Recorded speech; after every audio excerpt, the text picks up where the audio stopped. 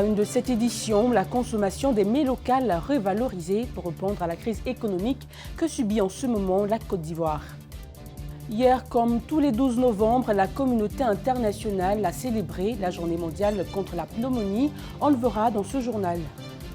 Le Maroc, premier pays au monde à lancer une campagne de vaccination nationale contre la Covid-19, prévoit atteindre l'ensemble de sa population d'ici fin mars. Voilà pour les titres de cette édition. Bonsoir à tous et bienvenue dans ce journal et on part tout de suite pour l'économie en Côte d'Ivoire où des consommateurs se tournent vers les mets locaux pour combiner saveur et économie. On écoute Christian Gokra. La cherté de la vie persiste en Côte d'Ivoire à cause des différentes crises qui secouent le pays. Crise sanitaire d'abord, suivie de la crise sociopolitique. Par ses effets, de nombreux consommateurs explorent d'autres habitudes alimentaires. Le baouin, c'est un plat, en tout cas préféré pour nous les jeunes. Voilà.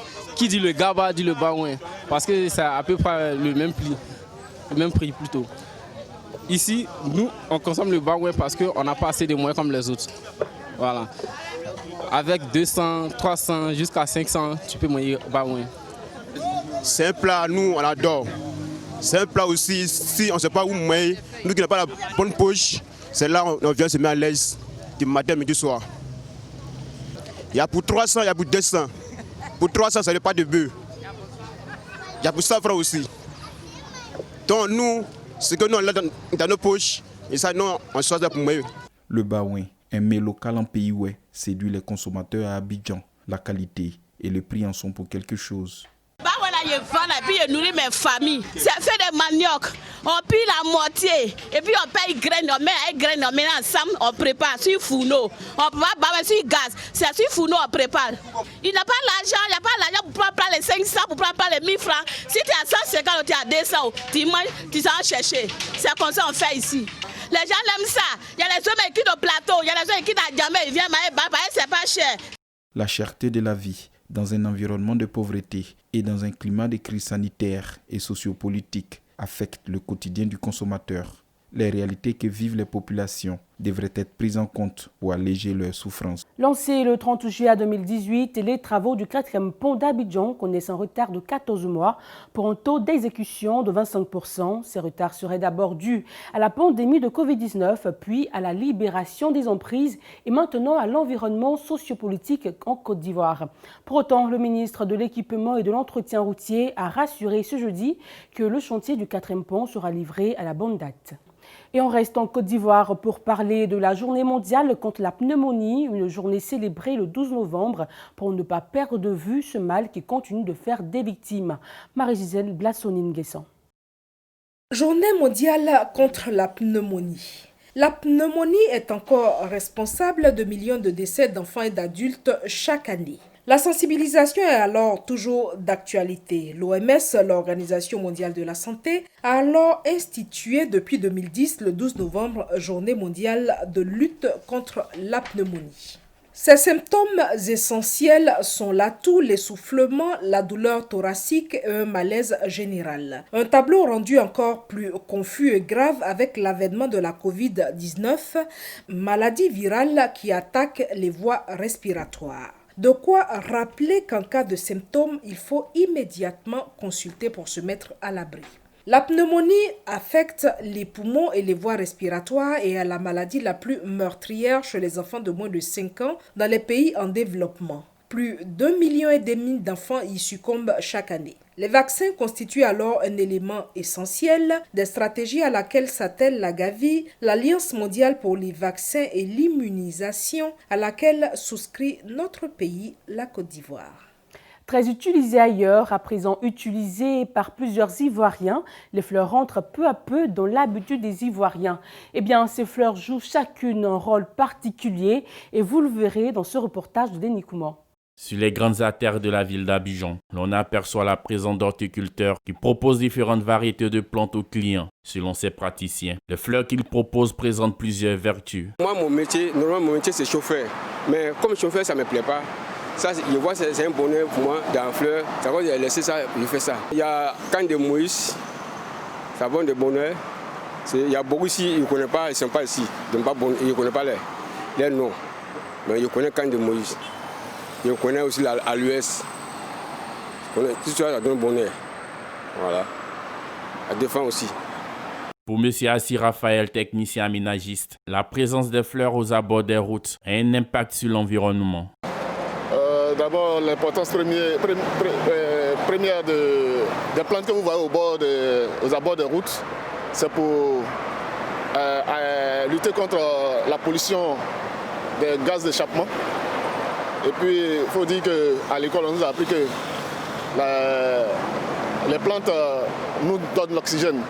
Aussi, c'est le rôle d'embellissement. Ces plantes, on peut mettre toutes les plantes à la maison, il suffit de savoir les disposer. Voilà. On dit que certaines plantes qui sont avec des épines, on ne peut pas les mettre à la maison parce qu'il y a des enfants et tout ça, c'est pour éviter les accidents en fait. Cependant, l'activité est impactée par les différentes crises que traverse le pays. On y trouve néanmoins des prix pour toutes les bourses. Au moins, actuellement, il y a clients, il y a ceux qui viennent payer maintenant là, c'est rare. Voilà. Si le pays va bien, en tout cas, il y a clients, je ne me plains pas. Actuellement, il y a des gens qui viennent payer, c'est même pas cher. Il y a des gens qui vont payer, c'est qu'on vend 1000 francs, aujourd'hui tu gagnes 500, il faut dire merci. Donc, sinon, avant, il n'y a pas plein qui ici, on vend à 200, à partir de 300. Mais aujourd'hui, là même, il y a 200, il y a 100 francs. Pour les acteurs, c'est une activité qui nourrit son homme. Comme tout métier, ça nourrit son homme. Voilà. Quand tu te prends au sérieux, ça te prend au sérieux. L'activité là, ce n'est pas une activité de foutaise, c'est une activité qui est très bonne.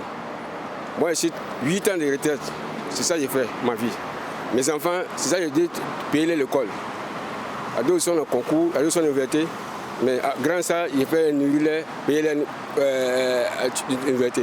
La qualité de la fleur est la base sur laquelle les fleuristes travaillent. Pour ce faire, ils entretiennent au mieux les fleurs afin d'en préserver la qualité visuelle et olfative. On peut alors en offrir avant un dîner, une soirée en amoureux ou une fête de famille, ou tout simplement se ravir de ces belles couleurs par ces temps qui courent.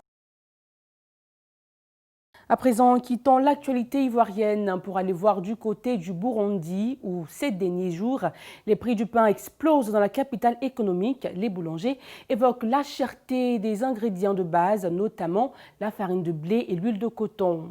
La hausse du prix du pain, comme la plupart des autres produits importés, est une conséquence directe de la pandémie du coronavirus. Pourtant, la demande en blé est de plus en plus forte pour un pays qui importe presque tout. Depuis bientôt un mois, le Sénégal est en proie à une crise migratoire sans précédent. Les jeunes continuent de braver l'océan malgré le comptage quotidien du nombre de disparus. Des chiffres qui font froid dans le dos, mais qui ne sont pas assez parlants pour dissuader les candidats à la mort prématurée. Ces candidats à l'immigration clandestine sont victimes d'une désillusion qui vivent sur le plan politique et professionnel dans leur pays. Le Maroc vaccine de la Covid-19, premier pays au monde d'ailleurs, a lancé une campagne de vaccination nationale. La campagne de vaccination doit atteindre d'ici fin mars l'ensemble de la population âgée de plus de 18 ans. Regardez ces images commentées par Denis Kouman. C'est à travers un communiqué que le roi Mohamed VI a donné ses hautes orientations en vue du lancement, dans les prochaines semaines, d'une opération massive de vaccination contre la Covid-19. Le Maroc certifie avoir obtenu de Sinopharm le droit de produire lui-même le vaccin puis de l'exporter vers d'autres pays du continent. Le vaccin a par ailleurs été testé sur près d'1 million de personnes à travers le monde, notamment au Brésil, en Argentine et en Égypte. Le démarrage de cette campagne de vaccination pourrait intervenir dès la semaine prochaine selon une source proche du département de la santé. Elle devrait s'effectuer en 2 phases, comme l'a d'ailleurs précisé le cabinet royal. La priorité sera donnée aux personnes de première ligne, en l'occurrence le personnel de santé, les autorités publiques, les forces de sécurité et le personnel de l'éducation nationale. Cette première étape devrait se dérouler sur 1 mois avant d'élargir la vaccination à toute la population, en accordant néanmoins la priorité aux personnes âgées et à celles qui sont le plus vulnérables au virus. Et c'est ici que s'achève notre court temps d'information. Il vous a été proposé par l'ensemble de la rédaction. Et merci de nous avoir suivis. Demain, on se retrouve pour le récap de la semaine. D'ici là, portez-vous bien et bon week-end à tous.